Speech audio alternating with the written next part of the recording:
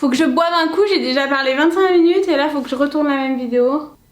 Elle peut être que mieux vu qu'elle est filmée 2 fois. Hey, on se retrouve pour une nouvelle vidéo. J'ai déjà tourné cette vidéo il y a 5 minutes. Malheureusement, mon micro n'était pas allumé. Donc, je la refais. Aujourd'hui, je vais vous donner 5 conseils pour réussir votre rééquilibrage alimentaire. Avant tout, il faut comprendre que le rééquilibrage alimentaire, ce n'est pas un régime. Dans le rééquilibrage alimentaire, il y a le mot équilibre, le mot alimentaire. Donc, en fait, ça veut simplement dire manger équilibré. Honnêtement, c'est quelque chose qu'on devrait apprendre à l'école. Je pense que dès le plus jeune âge, on devrait tous savoir ça. Il y aurait beaucoup plus de personnes en bonne santé. Mais après, peut-être que moi, j'aurais moins de travail du coup. Mais j'aimerais bien que tout le monde soit au courant de ça. En ayant une alimentation équilibrée, il est tout à fait possible de perdre du poids, de prendre du poids, de prendre du muscle. En fait, il n'y a pas de règle. L'équilibre alimentaire, c'est juste savoir comment organiser son alimentation. Mais en soi, selon les quantités de certains aliments, eh ben, on peut jouer sur la perte de poids, la prise de poids, la prise de muscle. Premier conseil, c'est d'arrêter de tout le temps utiliser le mot calories. J'ai fait une vidéo où j'en parle vraiment, où je vous explique pourquoi il faut arrêter de faire ça. Je vous mets cette vidéo juste ici dans le petit i. Allez la voir, mettez pause à cette vidéo, allez la voir et revenez. C'est hyper important de comprendre. Je vais vous faire un petit résumé. En gros, dans la journée, on dépense de l'énergie. Cette dépense d'énergie, c'est l'énergie qu'on va utiliser pour nos fonctions vitales. Donc ça s'appelle le métabolisme de base.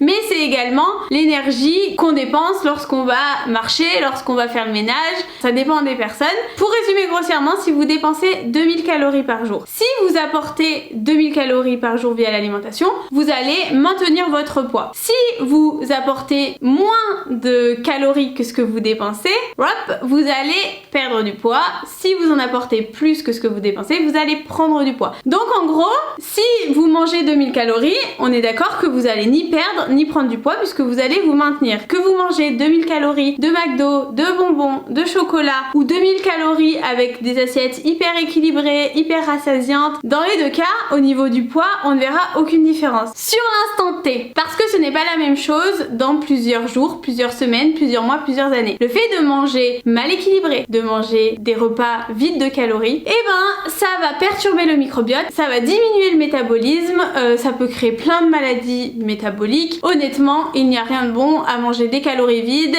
et des additifs. D'où l'importance de regarder plus loin que les calories. Et mon deuxième conseil, du coup, qui est lié,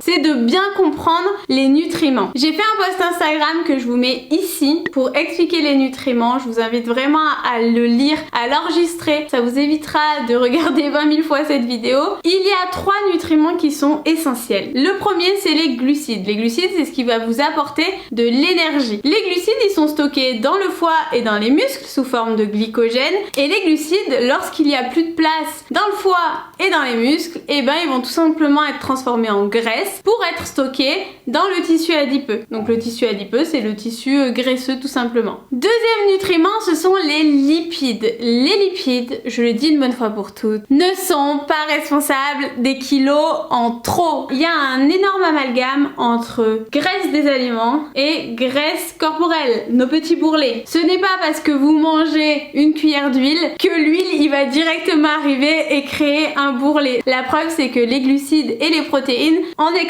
sont également capables de se transformer en graisse dans notre corps. Ce qui compte le plus pour les lipides, c'est leur qualité. Contrairement aux deux autres nutriments, les glucides et les protéines, qui passent par le foie pour être absorbés, les lipides, eux, circulent dans la lymphe et vont directement au cœur. Donc, en gros, si on mange des graisses de mauvaise qualité, ces graisses de mauvaise qualité vont directement dans notre petit cœur. Les lipides sont constitués d'acides gras. Ce qui compte dans les lipides, c'est vraiment l'équilibre des acides gras. Il y a plusieurs types d'acides gras, les acides gras saturés et les acides gras polyinsaturés. Les acides gras saturés, je pense que vous les connaissez, ils sont souvent décriés, on crie que ce sont les méchants, mais pas du tout. En fait, les acides gras saturés, ils ont des rôles hyper importants dans l'organisme. Le problème, c'est qu'on a tendance à en manger beaucoup trop. Les acides gras saturés sont présents sous forme naturelle, notamment dans les viandes, dans le fromage, dans la charcuterie, mais ils sont également beaucoup trop présents dans les produits industriels. industriels. Les acides gras saturés sont des agents de texture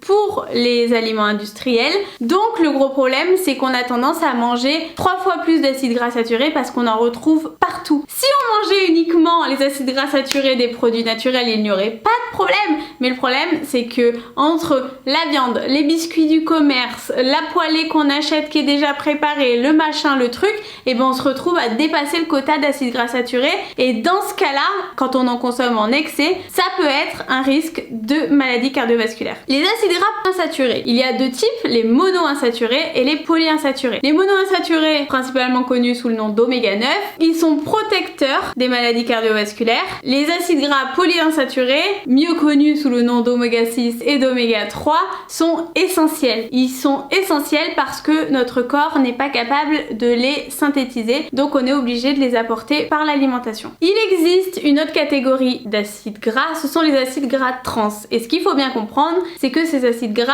ne sont pas naturels. Petit cours de physique, une molécule, elle peut être représentée soit sous sa forme cis, soit sous sa forme trans. Tous les acides gras naturels sont représentés sous forme cis.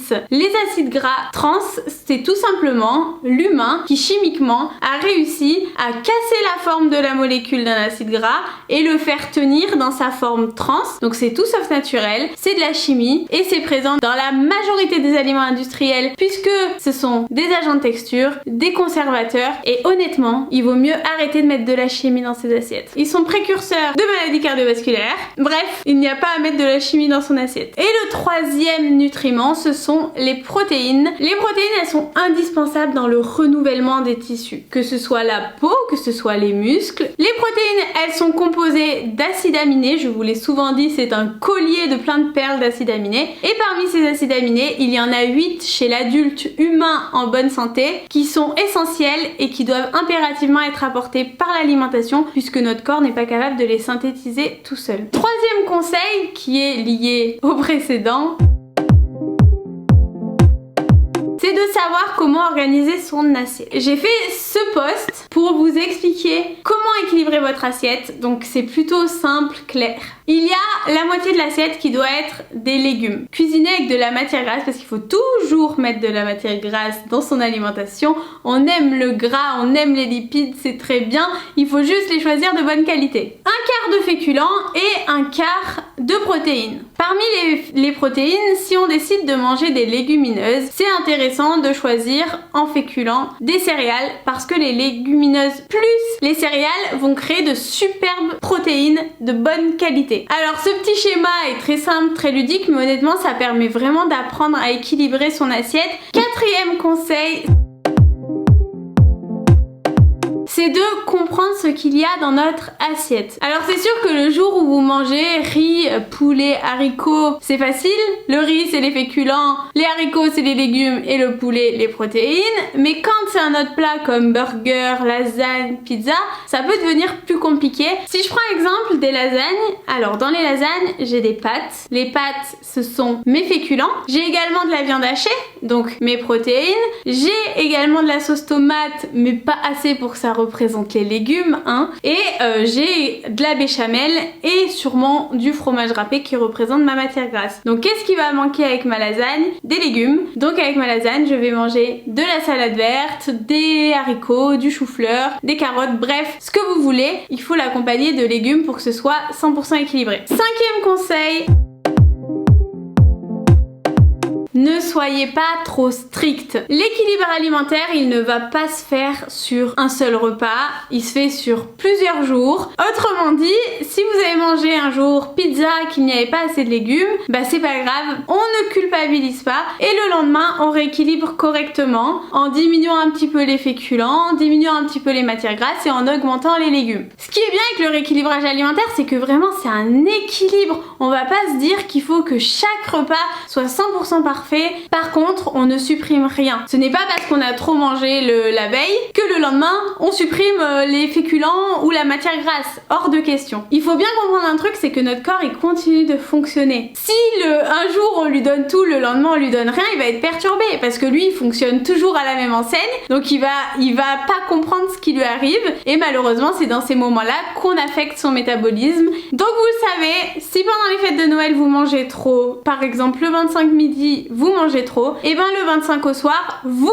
mangez quand même, on ne saute pas de repas, mais au lieu de faire un repas hyper copieux, et ben vous pouvez tout simplement manger un petit potage de légumes avec un œuf à la coque et une petite tranche de pain. Voilà, c'est tout pour cette vidéo. Je vous ai donné 5 conseils de base pour un rééquilibrage alimentaire. Si vous suivez ces 5 conseils, croyez-moi que vous allez réussir votre rééquilibrage alimentaire. Si vous vous posez encore des questions à propos du rééquilibrage alimentaire, vous pouvez me les poser en commentaire. Je me ferai un plaisir de vous répondre. Avant de vous quitter, j'ai créé un health book dans lequel il y a 7 conseils pour avoir une vie plus équilibrée. Ce sont des conseils que vous pouvez mettre en place dans votre vie de tous les jours. C'est hyper ludique, c'est quelque chose qui est fait autant pour les adolescents que pour les adultes, pour les femmes, pour les hommes. Vraiment, il n'y a pas d'âge pour lire cet health book, il n'y a pas de sexe non plus.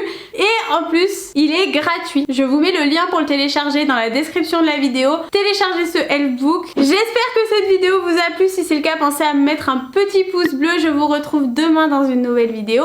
En attendant, pensez à regarder ma dernière vidéo en cliquant juste ici. Et abonnez-vous en cliquant sur ma tête ici. Abonnez-vous. Je vous fais plein de bisous. Bye. J'ai fait mon sapin. Il est beau, non? Est-ce que vous aimez bien le sapin comme ça, derrière les vidéos? Petit pouce bleu pour le sapin.